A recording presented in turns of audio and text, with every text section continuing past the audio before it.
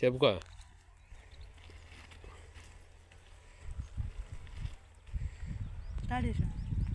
Hi friends, ఈరోజు మిరగాయల కోతకు వచ్చినాం. ఈరోజు అయితే వచ్చినాం కానీ ఈ నడ మబ్బులు లేసరికి మొత్తం మచ్చకాయ ఫ్రెండ్స్. ఇది చూడండి, అన్ని మచ్చలే.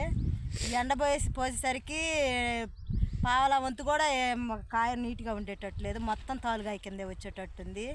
పెట్టిన పెట్టుబడులు కూడా వచ్చేటట్లేవు. 7 అంతా నల్లి. ఇదిగో మళ్ళీ చెట్లు కూడా పైన ఇగురు కూడా ఈ రకంగా పోయింది ఫ్రెండ్స్. మొత్తము వడసపోయినట్టు అంత నల్లి. 7 మిరవ దాటేయటం వేస్ట్ అనిపించేటట్టుంది రైతులకి. ఇదిగో ఈరోజు 10 మంది అయితే వచ్చినాం కోయటానికి. ఇవాళ ఎట్టున్నాయి మిరగాయలు?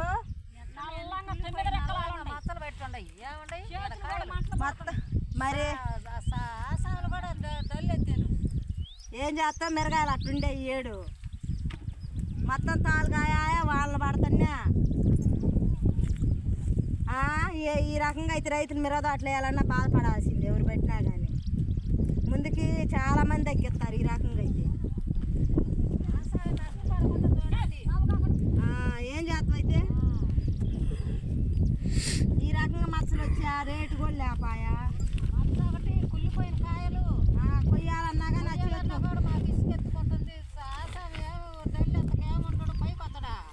మొత్తం రసిక్ గారి చేతుల్లో పడే చేతులు మనకు కొయ్యటానికి కూడా మంటలు పడుతున్నాయి.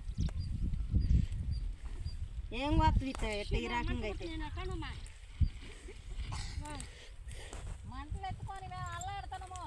ఎంత రసిక్ గారుతున్నా నీరుండేసరికి నడనే చినుకులు పడుతున్నా.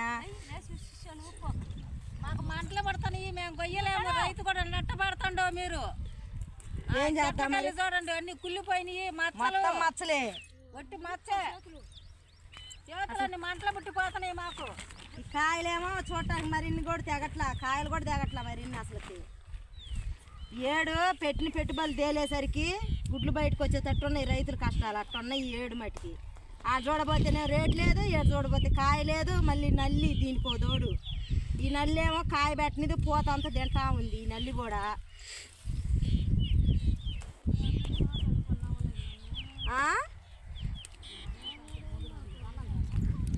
ఈ నల్లితోటి ముందర అల్లాడాల్సి వస్తుంది. ముందర ఈ పూత ఎట్టయినా కానీ అన్నీ బాగా సరిపోయినాయి. ముందుకు మట్టికి మిరవదాట ఎవరు వేయలేరు అసలు. పూత కూడా లేదు అసలు. చూడు మొద్దు బారినట్టుంది చెట్లు కూడా. అయినా మొత్తం ఏడని చూద్దామన్నా పూత లేదు. అయితే ఒక కోత దగ్గర మళ్ళీ అంతే, అంత మించి దగ్గర పూతకి రాకపోతే ఈ రకం నల్లి ఉంటే ఇవాళ 2 సంచులు పోయేసరికి మనకు సరిపోతుంది. 16 సంచులు పోయమ్మ చేతులు మంటలు పడుతుంటే అయితే ఏం చేద్దాము? మనం అట్ట అనుకుంటే ఇంకా వేసిన వాళ్ళు రైతులు ఎంత బాధపడాలా? చేతులు నీరుండేసరికి మంటలు పడుతున్నా.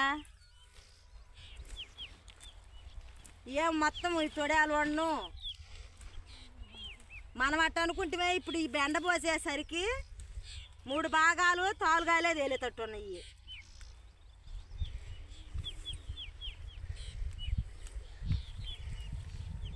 పూత కూడా లేదు చూడు. చెట్లు 3 భాగాలు మంచి తాలుగాయ, 1 భాగం మంచి కాయ తేలుతున్నాయి.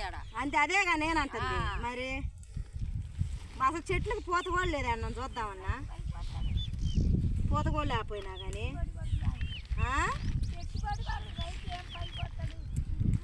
ఏది పట్టినా అట్నే అవుతుంది.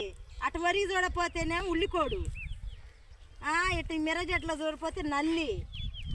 మళ్ళీ రేట్లు లేవు దీనికి తగ్గట్టు. మందులు కొట్టులో పోతేనేమో రేట్లు పెచ్చు. ఏది పట్టినా కానీ మందులు కూడా రావట్లే. ఏడేమో అన్నిటికి రేట్లు తగ్గాయి. ఏం చేయాలి ఏమో అసలు రైతులకి మైండ్ పోతుంది ముందర పంటలు పండియాలంటే. ఈ నల్లి ఒకటి సరిపోయింది. ఏ మందు కొట్టినా కానీ ఈ నల్లి పోట్లా. మరి ఏంటంటే పోయినట్టే పోతుంది, మళ్ళీ మరుసటి రోజుకి నల్లి వస్తూనే ఉంది.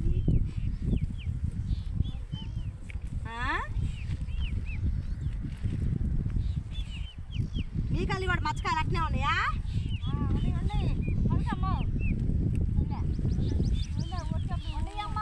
చేతులు మంటలు పడుతున్నాయమ్మా.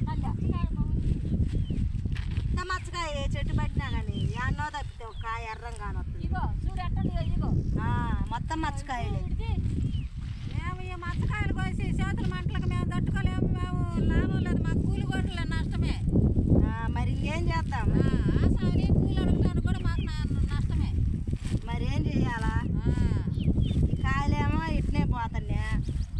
చేలో వదిలేయాలంటేనేమో పండించిన పంట పాను ఊరుకోదాయా. ఆశ మహారాజు అట్లా వదిలేయాలంటే ఎట్లా వదిలేస్తాడు? ఏమన్నా కాయండా ఏరుకుంటారా? మరి అదేగా మంటలు పడుతున్నాయి చేతులు. వదిలేలాకనే కోపించేది కూడా. కొత్త మంటలేనా ఈ చేతులు, ఈ కాయలు కదిలిస్తే ఏం రసికులు గారినట్టు నీరు గారుతా ఉంది కాయల్లో. ఏడు అందులో అన్నీ అంతే ఉందిలే, పైర్లు అట్నే ఉన్నాయి. ఇది దేనికి పెట్టిన తెగుళ్ళు పెట్టుబడి వచ్చేసరికి అల్లాడాల్సి వస్తుంది ఏడు.